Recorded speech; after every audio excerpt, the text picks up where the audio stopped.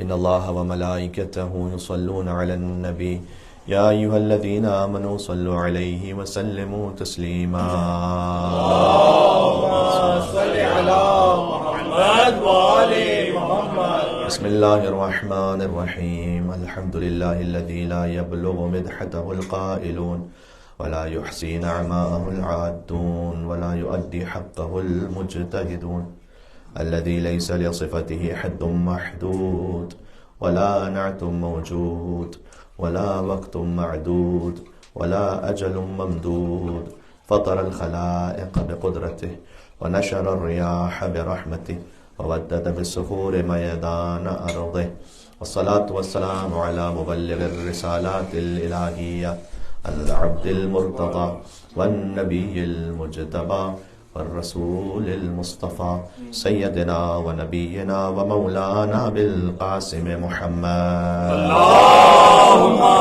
صل على محمد وآل محمد وعلى آله الطيبين الطاهرين المعصومين المظلومين المنتجبين الميامين، لا سيما النور على النور في التخياء الديجور والإمام المنصور والسراج المستور، مهدي هذه الأمة إمام زماننا عجل الله تعالى فرجه الشريف، الذين أذهب الله عنهم الرجس وطهرهم تطهيرا.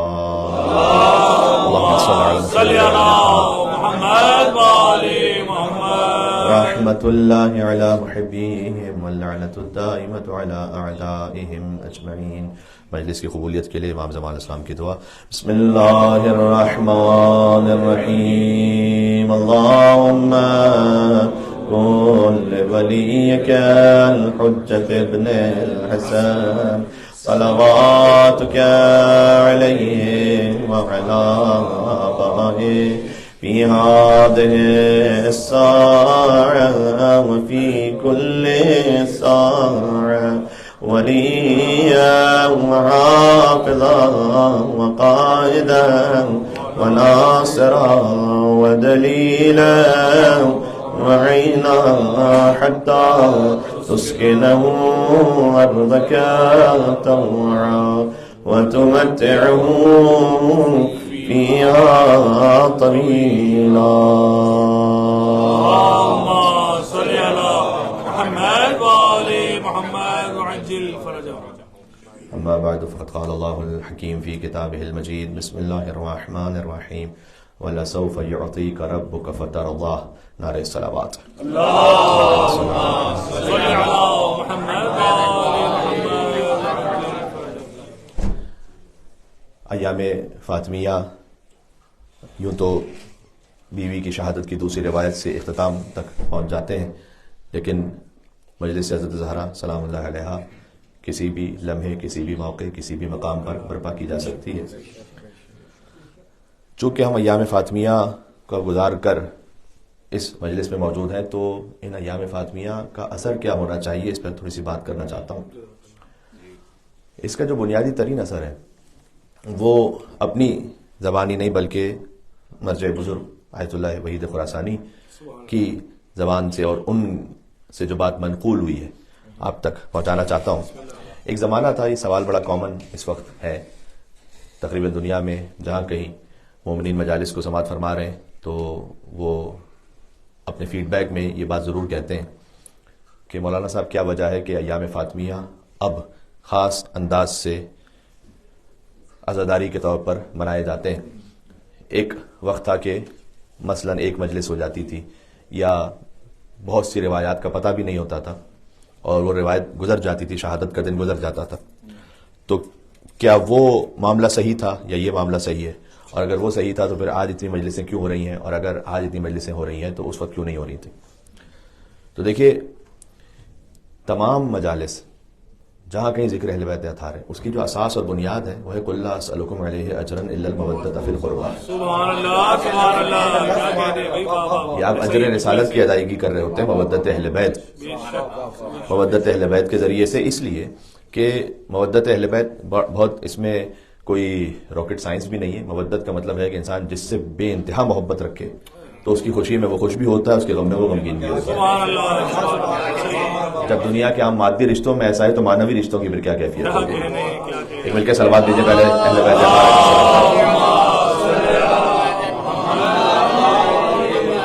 سبحان اللہ۔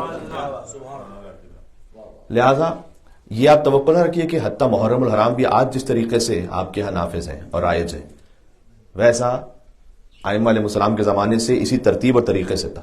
فنڈامنٹل وہی ہے، اجر رسالت کی ادائیگی، غم امام حسین علیہ السلام کو برپا کرنا، لیکن باقاعدہ اس انداز سے 10 روزہ مجالس کا اہتمام ہونا کہ جس میں تاریخ پڑھی جائے، جس میں ایک خطبہ ہو، جس میں تفسیر ہو، جس میں حدیث ہو، جس میں منطق و فلسفے کا بیان ہو، اور اس کے بعد مصائب امام حسین علیہ السلام کا بیان ہو، یہ ارتقائی شکل ہے اس کی۔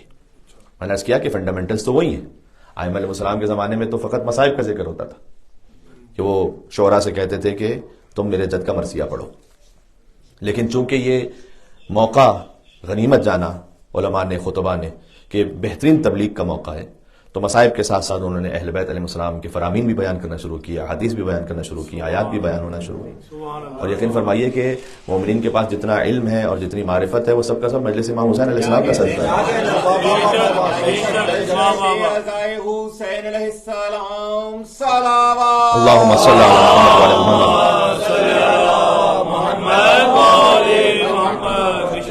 اس کی بہت سادہ سی مثال یہ ہے کہ آج جو اسکولز کی شکل ہے وہ آج سے 100 سال پہلے تو نہیں تھی، تو آپ کیا کہیں گے کہ یہ تعلیم غلط ہو رہی ہے، اسکول کو بند ہو جانا چاہیے؟ نہیں، بلکہ ایک اور ارتقائی شکل ہے، ہاں ایک اور بہتر شکل ہے، اس لیے کہ زمانہ آہستہ آہستہ ترقی کرتا ہے۔ فنڈامنٹل تو وہی ہے کہ آپ نے تعلیم کو پہنچانا ہے ہر شخص تک۔ اس زمانے میں کوئی اور کیفیت تھی، کچھ اور ریسورسز تھے، آج ذرا اور پالش ہو گیا ہے وہ، آج ذرا اور اس میں ترقی ہو گئی ہے۔ تو یہی کیفیت ہے ذکر امام حسین علیہ السلام کے بارے میں۔ ماتم کی ایک شکل تھی آج سے 100 سال پہلے، ہو سکتا ہے 500 سال پہلے کوئی اور شکل ہو، آج ایک طریقہ کار ہے، آج سے 100 سال بعد، 200 سال، 500 سال بعد کوئی اور طریقہ ہو سکتا ہے۔ بس اس میں شرعی حد یہ ہے کہ کوئی واجب چھوٹنے نہ پائے، کوئی حرام ہونے نہ پائے۔ باقی آپ جس طرح سے ذکر امام حسین علیہ السلام برپا کرنا چاہیں وہ برپا کر سکتے ہیں۔ یہی کیفیت ایام فاطمیہ کی ہے۔ ایام فاطمیہ بی بی کے مصائب وہ 1400 سال پہلے سے ہیں اور ان کا بیان بھی تاریخ میں موجود ہے۔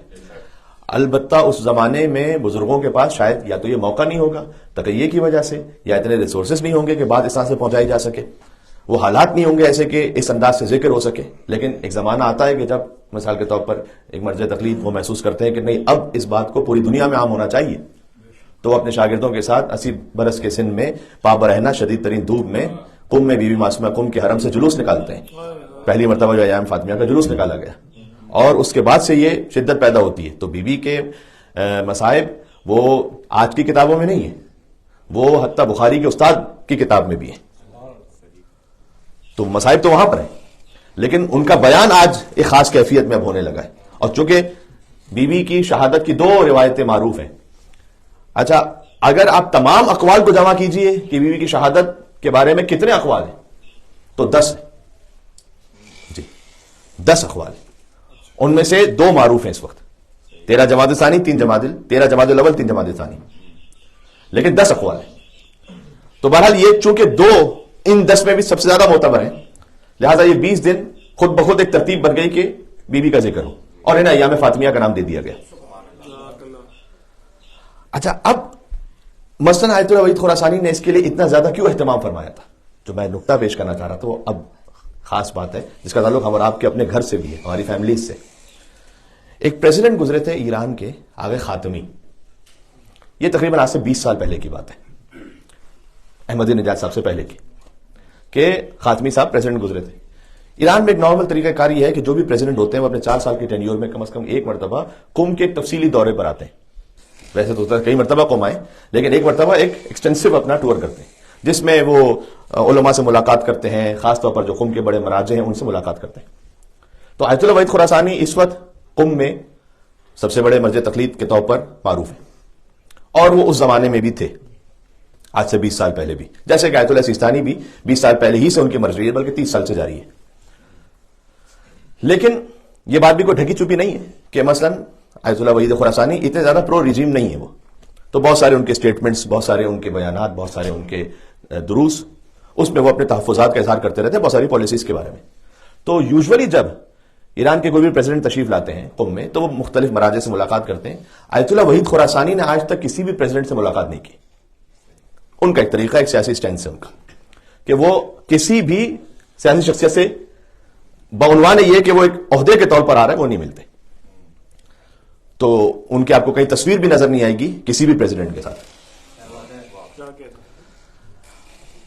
آغا خاتمی صاحب جب تشریف لائے اس وقت ایام فاطمیہ اس عروج کے ساتھ نہیں منائے جا رہے تھے، اور اس وقت 3 جماعت ثانی جو قم کی زیادہ بڑی مخصوصی سمجھی جاتی ہے، اور قم میں 3 جماعت ثانی آپ کو بالکل عاشور کی سی کیفیت محسوس ہوگی، اور اس کا اثر اب ساری دنیا میں جاری ہو ساری ہے. کل جب ہم اپنی کمیونٹی میں ایک مجلس سے خطاب کر رہے ہیں اور وہاں پر مومنین جمع ہے تو عاشوری کی کیفیت گویا محسوس ہو رہی تھی، تو اس کا اثر ساری دنیا میں، قم کا جو اثر ہے وہ ساری دنیا میں.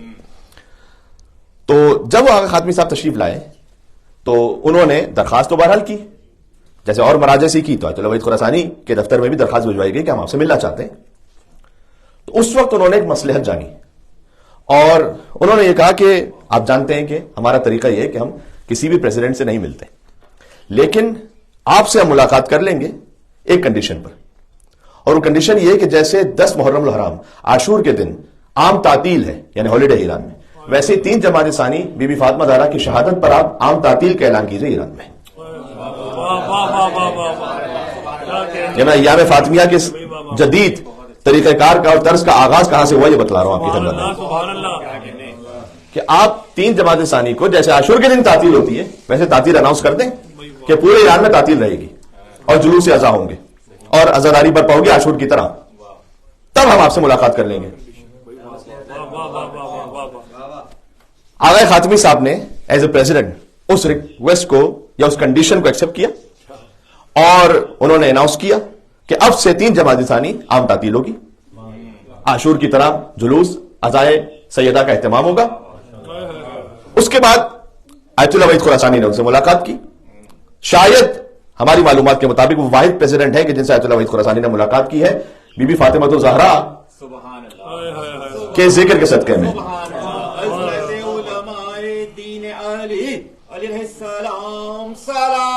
اللہم صلی علی محمد وعلی محمد.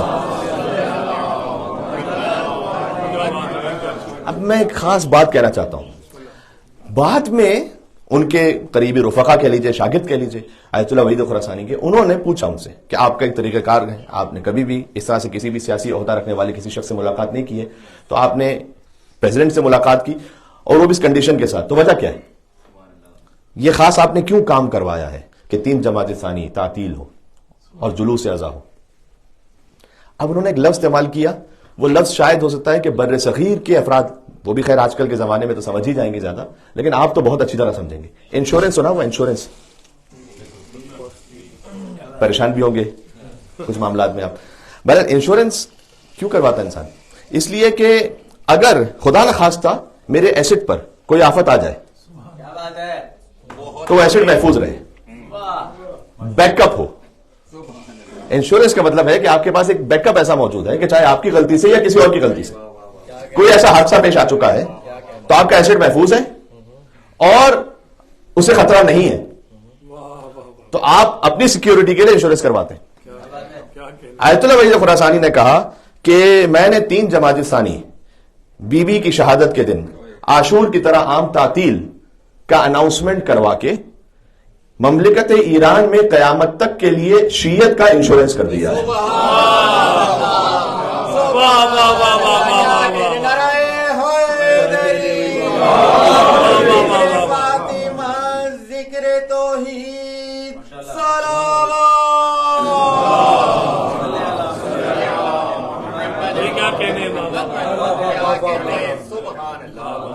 یعنی اب اگر شیعت پہ کوئی آفت آ رہی ہے کہیں سے تو یہ بیک اپ ہے.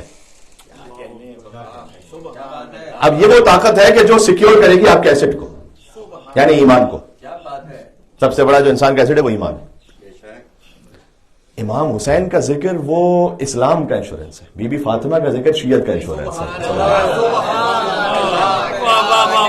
بس مالک مل کر سوال دے دینا ہمیں فاطمہ زہرا سلام اللہ علیہ.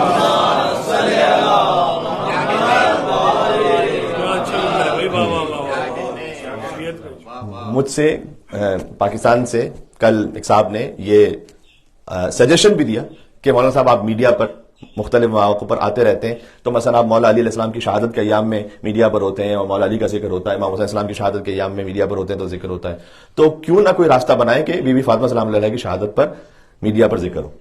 تو ان سے ہم نے یہ کہا تھا کہ خواہش تو بہت اچھی ہے، لیکن اگر بی بی فاطمہ سلام علیہ کی شہادت کا بھی اس طرح سے میڈیا پر ذکر ہونے لگے تو پھر شیعہ سنی کی تو بات ہی ختم ہو گئی بھائی. پھر تو اگر جو بی بی کے شہادت کے ذکر کو قبول کر لے تو وہ خلیفہ بلا فضل علی بن ابی طالب علیہ السلام کو قبول کرے گا، اس کے پاس کے علاوہ تو سارا ہی نہیں ہے. تو حسین کے ذکر سے وہ تکلیف نہیں ہے، علی کے ذکر سے وہ تکلیف نہیں ہے. فاطمہ تو زہرا کا ذکر وہ ہے کہ جو در حقیقت حق کو باطل سے مکمل طور پر جدا کر دیتا ہے. یہ ہے فاطمیہ، یہ ہے ایام فاطمیہ. بات سمجھ میں آ رہی ہے؟ یہ ہے ایام فاطمیہ. تو ہم یہ چاہتے تھے کہ ہم اس سے ایک نتیجے کو حاصل کریں کہ ہم نے ایام فاطمیہ جو گزارے ہیں تو بالآخر اس کی کیا اہمیت ہے.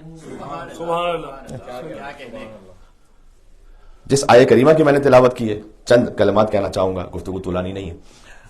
یہ آیت ہے 30ویں پارے میں، لیکن 30ویں پارے کے سورہ ضحیٰ میں ہے یہ آیت، اور وہ سورہ ترتیب نزول کے اعتبار سے 15واں سورہ تھا جو نازل ہوا تھا.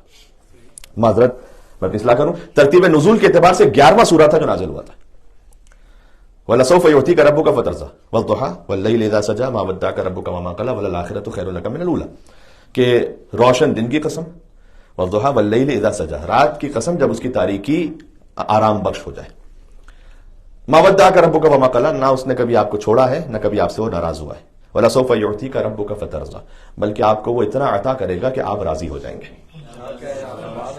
اگر ترتیب نزول کے اعتبار سے قرآن کو دیکھیں کہ سورے کس ترتیب سے نازل ہوئے، آج جس ترتیب سے وہ ترتیب تلاوت ہے، یہ بھی حضور مکرم ہی نے بیان فرمائی کہ کس سورے کو کہاں رکھا جائے، اس کی اپنی مصلحتیں ہیں. لیکن جب قرآن نازل ہو رہا تھا تو جس ترتیب سے نازل ہو رہا تھا اس کی اپنی مصلحت تھی.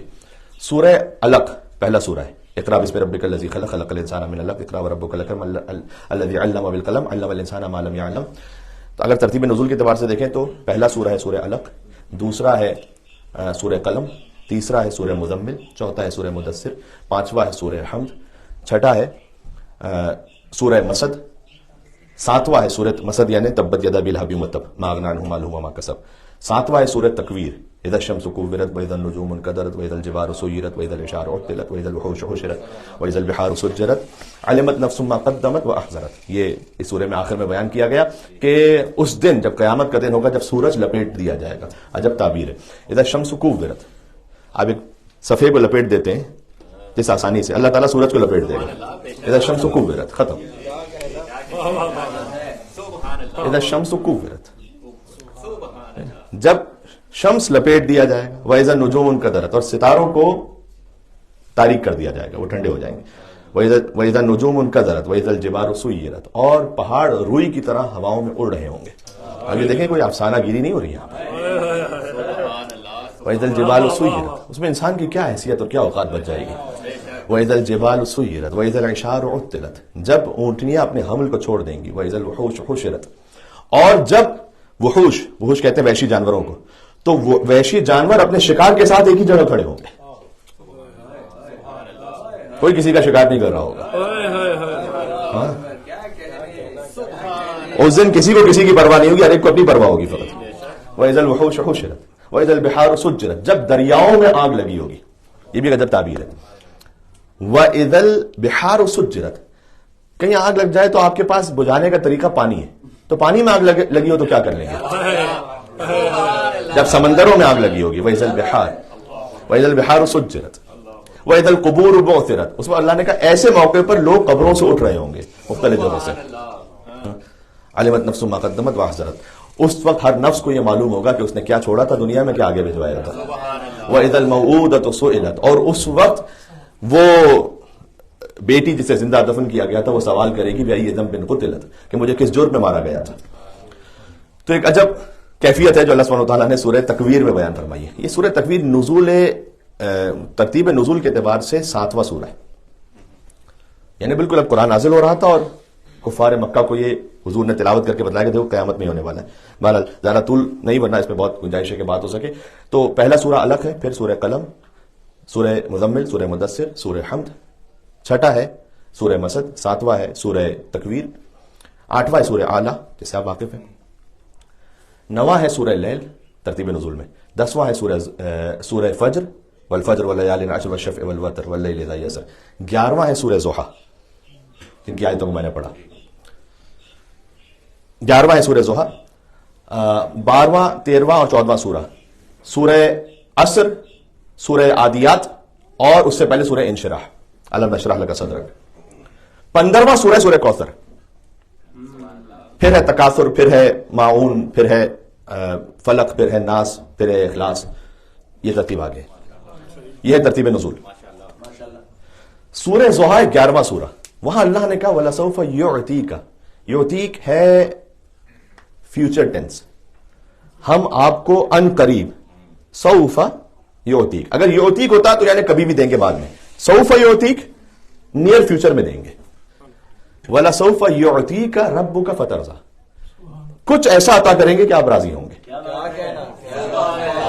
2 سال بعد سورہ کوثر نازل ہوا، یعطیک ہے فیوچر ٹینس، آتینا کا ہے ہم نے عطا کر دیا، اِنَّا آتَيْنَاكَ الْكَوْثَرَ،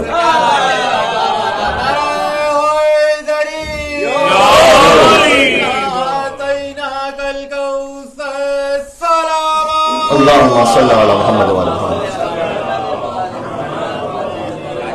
کیا کہنے بھائی، واہ واہ واہ واہ واہ۔ 2 سال پہلے اللہ نے وعدہ کیا وَلَسَوْفَ يُعْتِيكَ رَبُّكَ فَتَرْضَىٰ، ہم آپ کو عطا کریں گے کہ آپ راضی ہو جائیں گے۔ ساری کائنات یہ چاہتی ہے کہ اللہ راضی ہو جائے، اللہ یہ چاہ رہا ہے کہ میں کچھ ایسے عطا کروں مصطفیٰ کو کہ مصطفیٰ مجھ سے راضی ہو جائے۔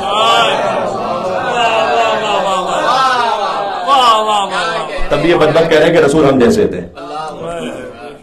تو یہ ہم سب عبادت کرتے ہیں اللہ راضی ہو، تو اللہ یہ کہہ رہا ہے وَلَسَوْفَ يُعْتِيكَ رَبُّكَ فَتَرْضَىٰ، یہ 2 مقام پر اللہ نے کہا ہے، ایک یہاں پر کہ وَلَسَوْفَ يُعْتِيكَ رَبُّكَ فَتَرْضَىٰ، ایک فرمایا فَلَنُوَلِّيَنَّكَ قِبْلَةً تَرْضَاهَا، ہم آپ کا رخ ایک ایسے قبلے کی طرف موڑیں گے کہ آپ راضی ہو جائیں گے۔ اس عطا کا تعلق فاطمہ زہرا سلام اللہ علیہا سے ہے، اس قبلے کا تعلق علی بن ابی طالب علیہ السلام سے ہے۔ فَلَنُوَلِّيَنَّكَ قِبْلَةً تَرْضَاهَا، ہم آپ کا رخ پھیریں گے ایک ایسے قبلے کی طرف کہ جس سے آپ راضی ہوں گے۔ سبحان اللہ۔ اللہ سبحانہ وتعالیٰ نے 2 سال پہلے ایک وعدہ کیا، اس کے بعد اِنَّا أَعْطَيْنَاكَ الْكَوْثَرَ، ہم نے آپ کو کوثر عطا کر دیا۔ اچھا غور کیجئے گا، بات اختتام تک پہنچا رہا ہوں آہستہ آہستہ، کہ اس آیت میں وَلَسَوْفَ يُعْتِيكَ رَبُّكَ فَتَرْضَىٰ ایک معنی اور بھی جس کا تعلق خود بیوی سے ہی، اور وہ یہ ہے کہ امام محمد باقر اسلام نے فرمایا کہ الشفاعہ الشفاعہ الشفاعہ، اللہ نے جو کہا کہ ہم آپ کو اتنا عطا کریں گے کہ آپ راضی ہو جائیں گے، اس کا مطلب یہ ہے کہ شفاعت اور شفاعت اور شفاعت، حق کے شفاعت اتنا دیں گے اتنا دیں گے اتنا دیں گے کہ رسول اللہ راضی ہو جائیں گے۔ اور حضور نے فرمایا لِأُمِّكُمَا شفاعہ، حسن اور حسین تمہاری ماں کے پاس ہے شفاعت کا حق میدان محشر میں۔ بی بی فاطمہ سلام اللہ علیہا کا جب ازدواج ہے تو اس وقت ایک مہر تعین ہوا تھا، وہ مہر کتاب مہر فاطمی کے نام سے موجود ہے۔ اس کے بعد بی بی نے فرمایا تھا کہ بابا کیا ایک مہر اور بھی ہو سکتا ہے؟ تو سبحان اللہ، حضور نے فرمایا کہ آپ طلب فرمائیے۔ تو بی بی نے کہا کہ میں یہ چاہتی ہوں کہ مہر میرا ہو میرے چاہنے والوں کی شفاعت۔ اس وقت جبرائیل نازل ہوئے ایک ریشمی کپڑا لے کر، اور اس پر یہ تحریر لکھی ہوئی تھی کہ شفاعت المذنبین مہر فاطمہ، گناہگاروں کی شفاعت ہے فاطمہ کا مہر۔ یہ وہ پارچہ تھا کہ جو جنت سے نازل ہوا تھا، اور علی بن ابی طالب نے جب سیدہ کو کل دفن کیا تو اس پارچے کو ساتھ میں دفن کیا۔ تو بی بی نے اس وقت یعنی امیر المومنین سے ازدواج، اور اس وقت یاد کیا اپنے شیعہ اور چاہنے والوں کو کہ جو میرے شیعہ اور چاہنے والے ہیں ان کی شفاعت میرا مہر ہے۔ تو ایک زمینی مہر ہے بی بی کا، ایک آسمانی مہر ہے بی بی کا۔ وہ جو آسمانی مہر ہے نا وہ یہ ہے جس کا اجرا وہ فرمائیں گی میدان محشر میں۔ اب کسی کو عقیدت و محبت سیدہ سلام اللہ علیہا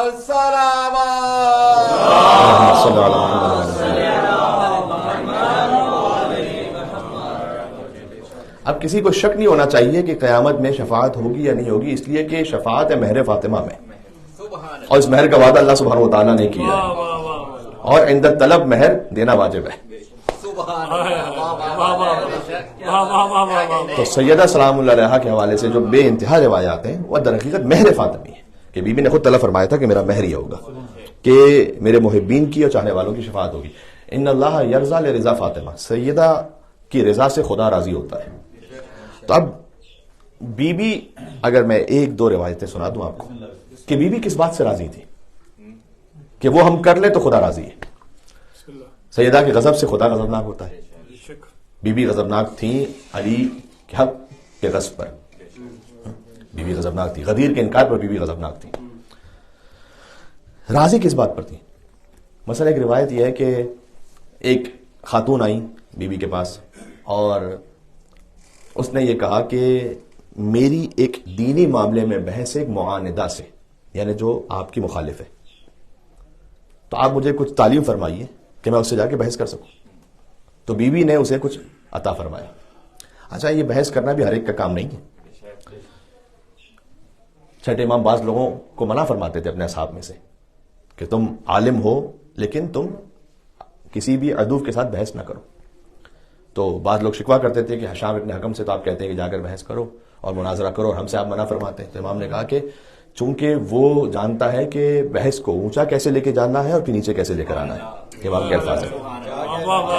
جب مناظرہ ہو رہا ہوتا ہے، یعنی آپ اگر ٹیک آف جانتے ہو لیکن لینڈنگ نہ جانتے ہو تو بڑا مشکل ہے. پھر تو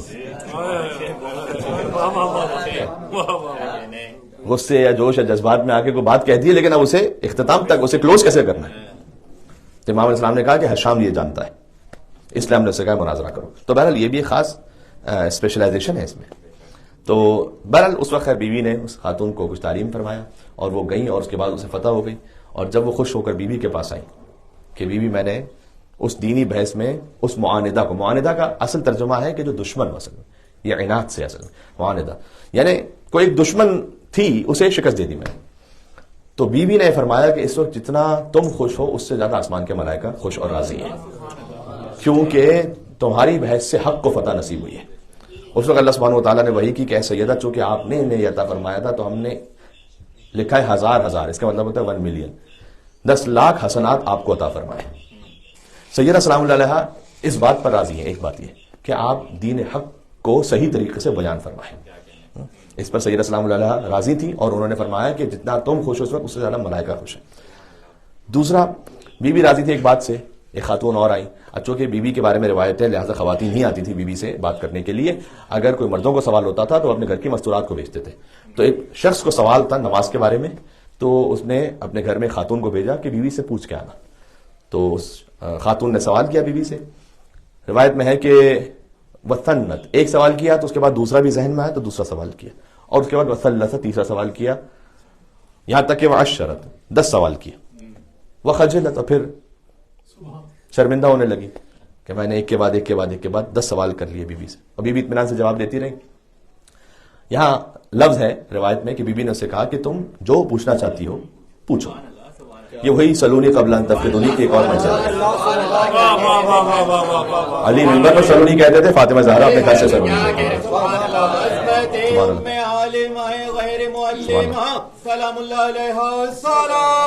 اللہم صلی علی محمد وعلی محمد.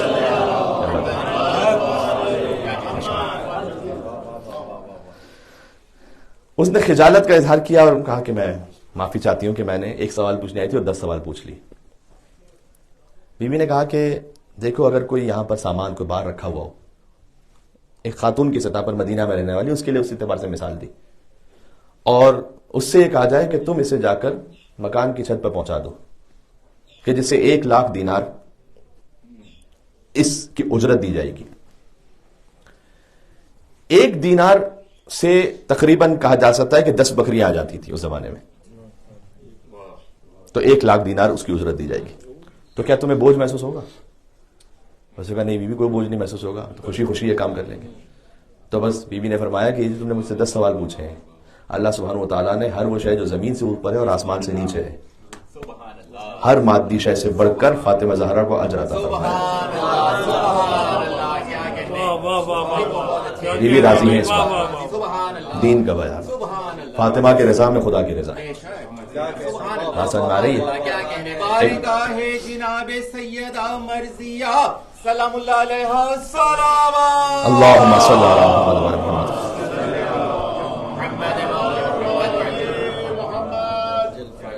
ایک مختصر روایت اور سن لیجئے گا کہ ایک اور خاتون آئی، اس نے کہا کہ میرے شوہر کا ایک سوال ہے کہ آپ کا شیعہ کون ہے؟ بیوی نے جواب دیا کہ ہمارا شیعہ وہ ہے جو ہمارے اوامر پر عمل کر لے، نواہی سے رک جائے. بہت سادہ سی بات ہے اور بہت بلا تکلف بالکل بیوی نے بیان فرمایا کہ جو اوامر سے رک جائے، نواہی اوامر کو انجام دے، نواہی سے رک جائے. یہ خاتون گئی، اپنے شوہر سے کہا کہ بیوی نے جواب دیا ہے. تو اس نے پریشان ہو کر کہا کہ بیوی سے جا کر یہ کہنا کہ ہم ہر امر پر عمل نہیں کرتے اور ہر نہیں سے بچتے نہیں ہیں، کبھی خطا ہو جاتی ہے، تو کیا ہم آپ کے شیعہ نہیں ہیں؟ تو جب اس خاتون نے آ کے پوچھا تو بیوی نے جواب دیا کہ اس سے کہنا کہ وہ شیعہ نہیں ہے لیکن محب ہے ہمارا.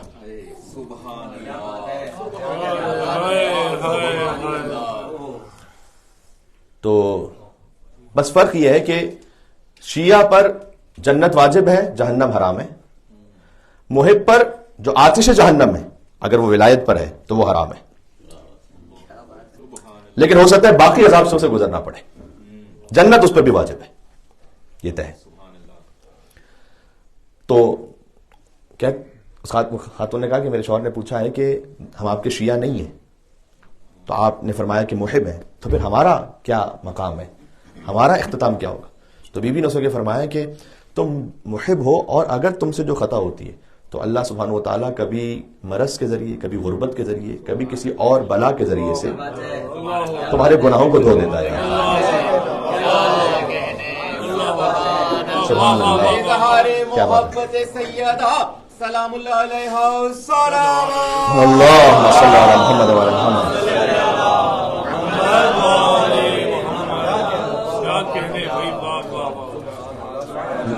لہذا روایت میں ہے کہ ایک مومن جب مریض ہوتا ہے اور مرض کے بعد جب شفا یاب ہوتا ہے کیوم ولدتہ امہ، ویسا ہوتا ہے کہ جیسے اپنی ماں کے شکم سے ابھی ابھی متولد ہوا ہو، کوئی گناہ اس کے نامہ اعمال میں نہیں. سبحان اللہ. تو مولانا صاحب جو شیعہ ہیں ان کے لیے بھی تو مرض ہوتا ہے، ان پر بھی مشکل آتی ہے، ان کے درجات کی بلندی ہے. مولا علی علیہ السلام نے فرمایا ہے کہ جنت میں کچھ درجات ایسے ہیں کہ جو صبر کی بغیر حاصل نہیں ہو سکتے. تو اللہ تعالیٰ اپنے خاص چاہنے والوں کو کچھ مصائب میں اس لیے ڈالتا ہے کہ وہ صبر کرے تاکہ وہ درجے تک پہنچے. تو اللہ سبحانہ و تعالیٰ جانتا ہے کہ کس کی مشکل اور کس کے مصائب درجات کی بلندی کے لیے ہیں، کس کے مصائب گناہوں کی مغفرت کے لیے. بہرحال بیوی نے فرمایا کہ اگر تم محب ہو تو اللہ سبحانہ و تعالیٰ تمہیں ان مصائب سے گزار کر تمہارے گناہوں کو معاف فرما دے گا. یہ بھی شفاعت کا ایک طریقہ ہے، یہ شفاعت ہے. بات ختم کر رہا ہوں. سبحان اللہ. کسی نے امام جعفر صادق علیہ السلام سے پوچھا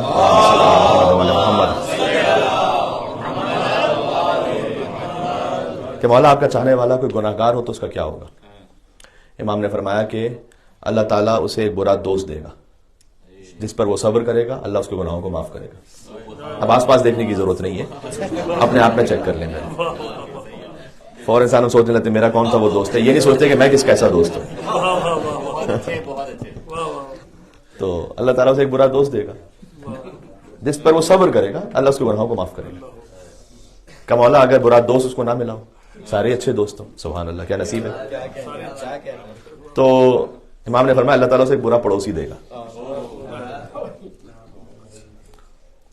جب وہ اس کے شر پر صبر کرے گا اللہ تعالیٰ اس کے گناہوں کو معاف کر دے گا. کہا پروردگار اگر امام سے پوچھا حجت خدا سے کہ اگر برا پڑوسی بھی نہ ملے تو فرمایا کہ اللہ تعالیٰ اسے ایک بری بیوی دے گا.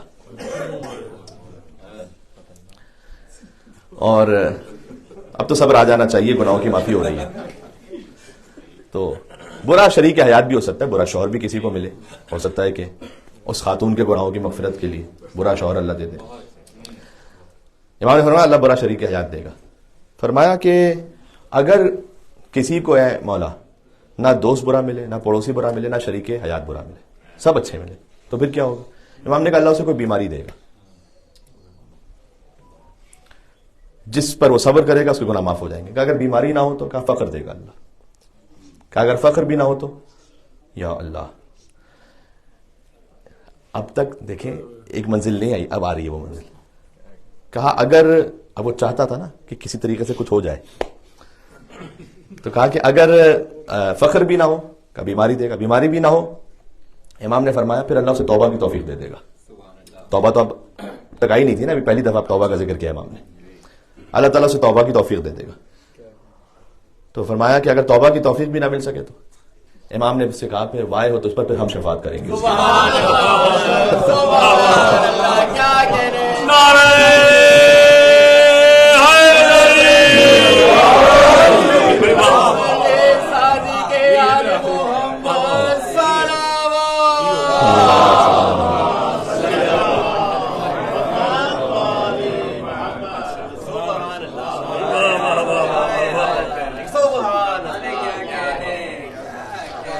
اللہ اکبر اللہ اکبر.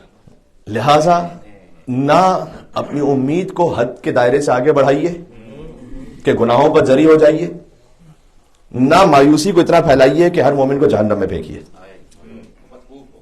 یہ ہے صراط مستقیم، اہل بیت علیہ السلام کا راستہ، جو کہ آئیڈیل ایکویلبرم یہ ہے.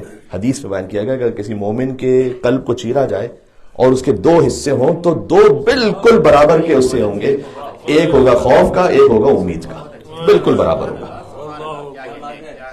یہ بالکل ایک آئیڈیل سچویشن ہے جو امام السلام نے حدیث میں بیان فرمائی کہ خوف اپنے گناہوں کی وجہ سے 50% دل میں وہ ہے اور 50% دل میں امید ہے، بالکل برابر سے زندگی گزر رہی ہے. نہ خوف کو بڑھائیے امید پر غالب آ جائے، نہ امید کو ایسا بڑھائیے کہ خوف پہ غالب آ جائے.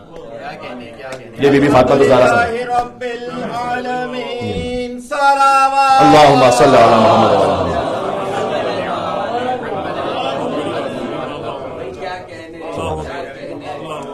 بات واضح ہے ماشاءاللہ. بزرگوں سے دعاؤں کا طالب ہوں الحمدللہ رب العالمین. اور تو بی بی فاطمہ سلام اللہ علیہ نے فرمایا کہ اگر تم اوامر پر عمل کرو، نوائی سے بچ رہو، شیعہ ہو، نہیں کر پا رہے ہو، محب ہو. محب کا بھی مقام اور احترام ہے. لشیعتنا و محبینا الا ونزلت علیہم الرحمہ. حدیث قصہ، حدیث قصہ کا ثواب شیعوں کو بھی شامل کرتا ہے، محبوں کو بھی شامل کرتا ہے. سبحان اللہ سبحان اللہ. خود یہ دو لفظ بتلا رہے ہیں کہ یہ دو الگ الگ کیٹیگریز ہیں، شیعہ الگ ہے، محب الگ ہے. البتہ یہ اس محب کی نجات کی بات ہو رہی ہے کہ جو ولایت علی پر پابند ہے، ورنہ ہو سکتا ہے کوئی اور محب بھی ہو لیکن اس کی محبت قابل قبول نہیں ہے جب تک کہ اس کے ساتھ، اس کے دل میں ولایت کے ساتھ برات نہیں ہے. یہ ایام فاطمی آپ کو ولایت کے ساتھ برات ازادہ اہل بیت بھی عطا فرماتے ہیں. بات اختتام تک پہنچ گئی. عزیزوں، کل کی جیسی ایک شب تھی کہ جب علی نے زہرا کو خاک کے سپرد کیا اور فرمایا نفسی علی ظفراتها محبوسۃ یا لیتها خرجت مع الظفرات. اے سیدہ، آپ کے جانے سے علی کی سانسیں سینے میں رک گئی ہیں. یا لیتها خرجت مع الظفرات، کاش یہ سانس نکل جائے اور علی کا دم بھی ساتھ میں نکل جائے. علی بن ابی طالب علیہ السلام نے جملہ فقط زہرا کی قبر پر فرمایا ہے کہ کاش آج کے دن سے پہلے علی مر گیا ہوتا. یہ جب انتہائی مصائب کی منزل آئے نا تو پھر اہل بیت اطہار علیہ السلام کی زبان مطلق سے جملہ جاری ہوتا ہے. جیسے بازار شام میں اور دربار شام میں جب ایک شقی نے بی بی سکینہ کو کنیزی میں طلب فرمایا تو اس وقت امام سجاد نے فرمایا تھا کہ یا لیت امی لم تلدنی اليوم، کاش آج کے دن کے لیے میری ماں نے مجھے نہ جنا ہوتا. ویسے علی بن ابی طالب غالب علی کل غالب، اسد اللہ الغالب، انہوں نے جملہ ارشاد فرمایا کہ کاش آج کے دن سے پہلے علی دنیا سے چلا گیا ہوتا اور زہرا آپ کی یہ کیفیت نہ دیکھتا. اما حزنی فسرمدو فلیلی و مسحر، یہ علی کا مرثیہ ہے زہرا کی قبر پر. فرمایا حزنی فسرمدو، یعنی یہ کہ اب علی کا غم ہمیشہ رہے گا، کبھی ختم نہیں ہوگا. ولیلی فمسحر، اور علی کی راتیں جاگ جاگ کر گزریں گی آپ کو یاد کرتے ہوئے.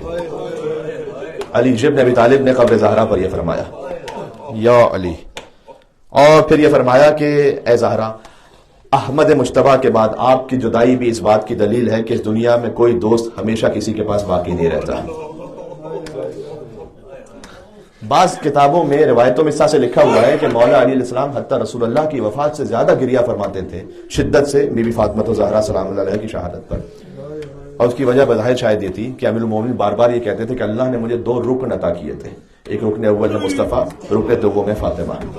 جب رکن اول منہدم ہو گیا، رکن اول ختم ہو گیا تو کم از کم علی کو سہارا تھا رکن دوم سے.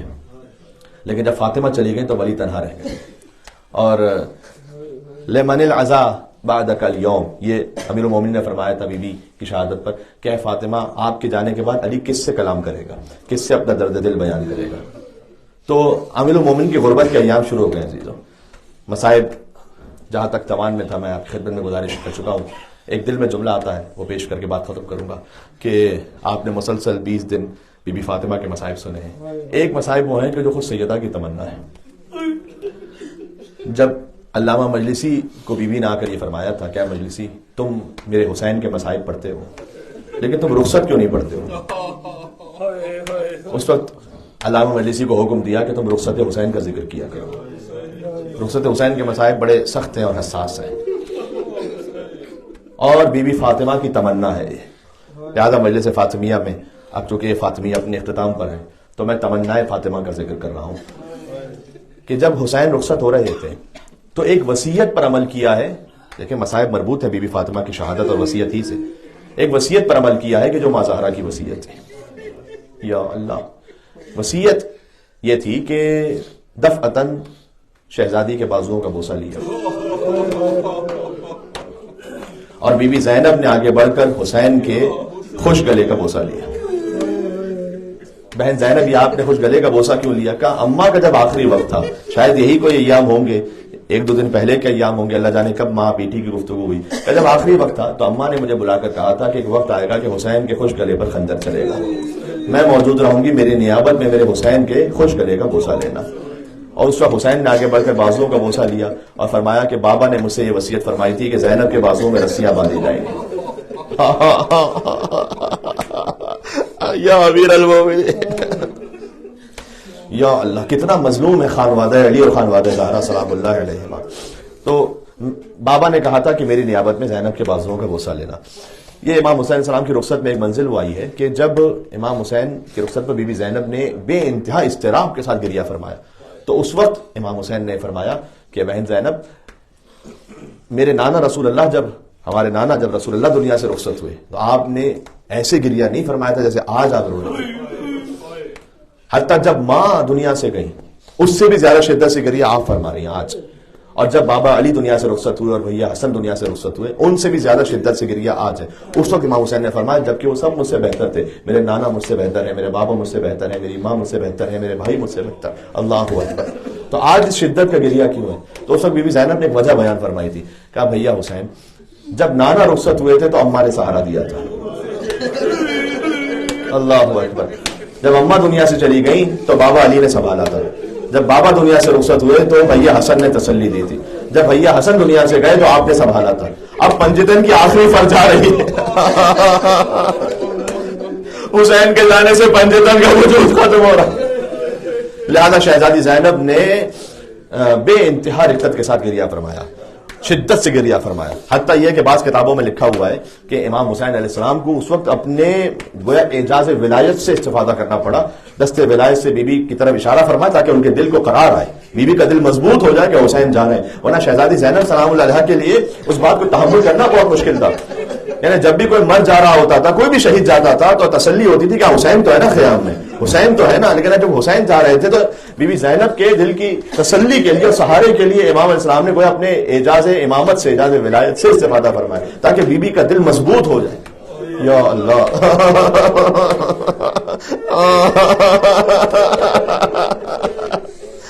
اب ابا عبداللہ حسین علیہ السلام خیام سے باہر جب تشریف لائے تو پھر ایک اور منظر آئی تب ماں فاطمہ زہرا کو یاد فرمایا. وہ جانتے ہیں کب کیا حسین کا زلجنا آگے نہیں بڑھتا. زلجنا نے اشارہ کیا نگاہوں سے تو حسین نے دیکھا قدموں سے لپٹی ہوئی 4 سال کی بچی جو فریاد کر رہی ہے کہ زلجنا میرے بابا کو مقتل میں نہ لے جا. تمنا فاطمہ ہے. یہ مسائل امام حسین علیہ السلام کی رخصت کا ذکر انشاءاللہ بی بی آج عطا فرمائیں گی. امام حسین علیہ السلام اپنے رہوار سے نیچے تشریف لائے اور پہلے ایک جملہ فرمایا کہ شاید اے بیٹی آپ کے لیے کوئی پانی کی سبیل کر لاؤں. کہ نہیں بابا, چچا عباس بھی یہی کہہ کر گئے تھے بابا, اب سکینہ کی پیاس بجھ گئی بابا, اب پانی نہیں چاہیے بابا. تو اے بیٹی آپ کیا چاہتی ہیں؟ اچھا یہ آل محمد سے تعلق ہے اس بچی کا, حسین کی بیٹی ہے, جانتی ہیں کہ میرے بابا نے ایک تفلی میں وعدہ کیا ہے, اللہ سبحانہ و تعالیٰ سے عہد ہے جسے نبھانا ہے. تو یہ نہیں فرمایا, یہ بی بی کی شان اور عہدے کے خلاف تھا کہ یہ فرمائے کہ بابا اب نہ جائیے, کبھی بھی مقتل میں نہ جائیے, بس ہمیں مثلا فرض کیجیے کہ شہادت کا ارادہ ترک کر لیجیے. یہ نہیں فرمایا. فرمایا کہ اگر میں اسے ایک مصرے میں کہہ سکوں جو مقتل میں ہے کہ ایک بار اور مجھے گود میں لے لو بابا، ایک آخری بار بابا. یہ آخری بار ہے کہ جب سکینہ کو باپ کا پیار نصیب ہوا. پھر تو شمر کے تماچے تھے، عمر سعد کے گھوڑے تھے. دفعتاً سکینہ بیدار ہوئی کہ بابا بس آپ تشریف لے جائیے. کہ بیٹی اب یہ اچانک کیوں بھیج رہی ہے؟ کہ بابا ہم نے خواب میں دادی فاطمہ الزہرا کو دیکھا. دادی یہ حکم دے رہی تھی کہ اے میری سکینہ اب نہ روک میرے حسین کو مقتل جانے سے، اس لیے کہ اسی وقت کے لیے چکیاں پیس کر اپنے حسین کو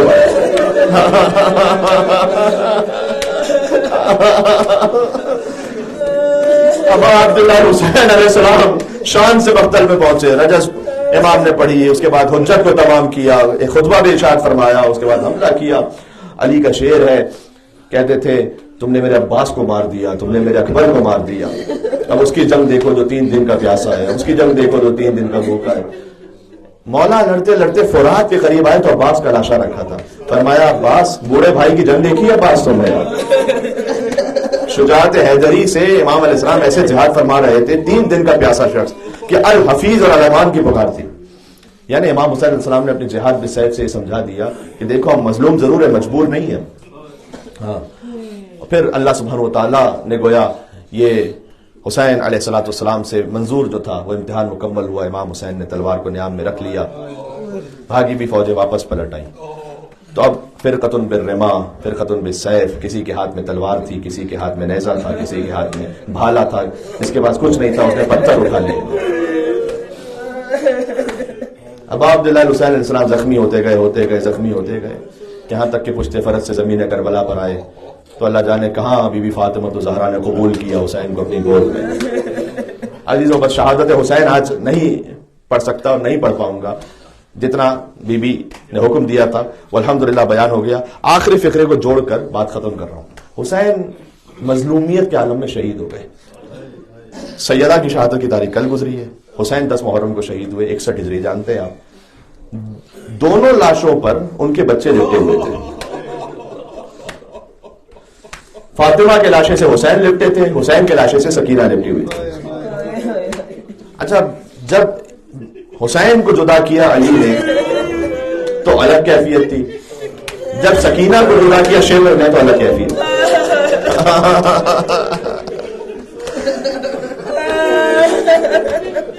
ایک بہت بڑے مداح ہیں ایران کے، انہوں نے مصائب کی کیفیت میں جملہ کہا تھا کہ جو مقتل میں لکھا ہے. ایک سوال کے طور پر میں آپ سے ایک سوال پوچھتا ہوں، ایک بچی 4 سال کی اپنے باپ کے لاشے سے لپٹی ہے تو کتنے لوگ چاہیے اس بچی کو ہٹانے کے لیے؟